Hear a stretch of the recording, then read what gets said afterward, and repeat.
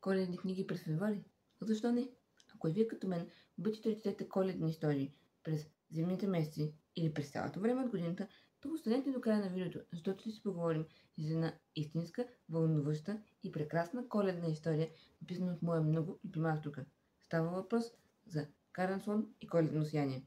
Нека обемът не ви плаши, защото книгите на Карен Слон се четат много бързо, леко и приятно.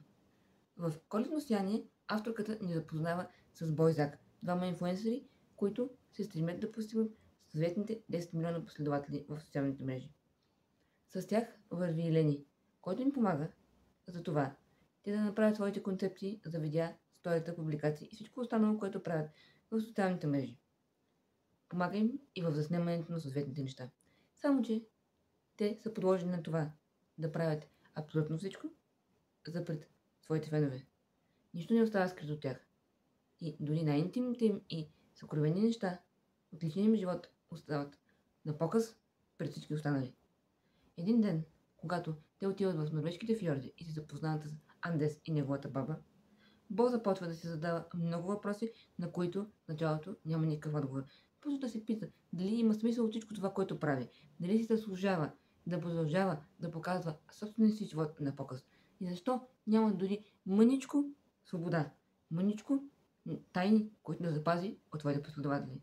Защото всеки един от нас, колкото и да се показва в социалните мрежи, колкото и да прави каквото и да е там, има нужда от самотение. А осамотението е да се запазиш дори мъничка частичка от нещо важно, което оставя в твоя живот за себе си, не за останалите.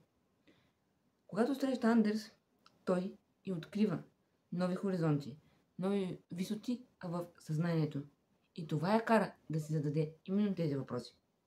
Карен Слон прави нещо, което поне според мен не е много типично за нейните истории, но изключително добре си пасва с тази история, а именно две времеви линии.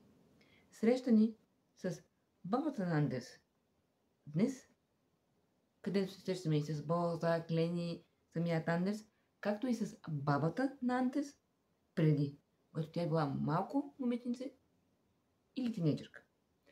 Съответно, двете истории по такъв начин се приблизат, че разказвайки за историята на бабата на Андерс в миналото и преплитайки я с днес, с днешните истории, с историите на самият Андерс и на Бой и Зак, ние успяваме да се създадем една цялостна история за живота, за неговия смисъл и за това, кое е ценното в него. Накрая, разбира се, любовта побеждава. Но коя любов?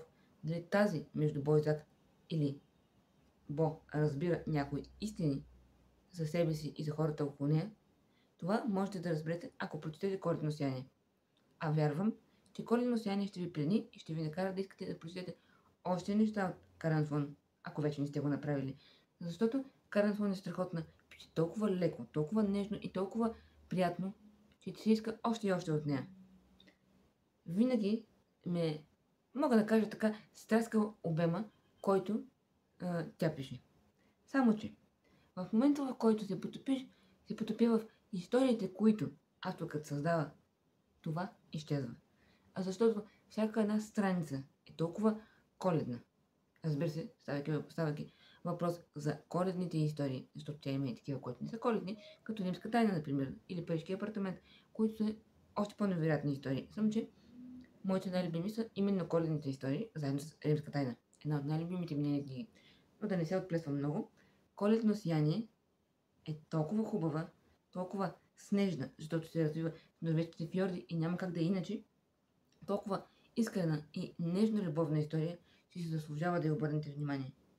Прочетете Коледно сияние и ще останете впечатлени. Вярвам в това. Защото Карен Слон ще се превърне във вашият нов любим автор. А какво по-хубаво от това? Да намерите нов любим автор, който пише толкова нежно, топло и сърдечно. Благодаря ви, че останахте до края на видеото. Ако видеото ви е харесало, дайте палец нагоре и се абонирайте за канала. До скоро в следващото видео.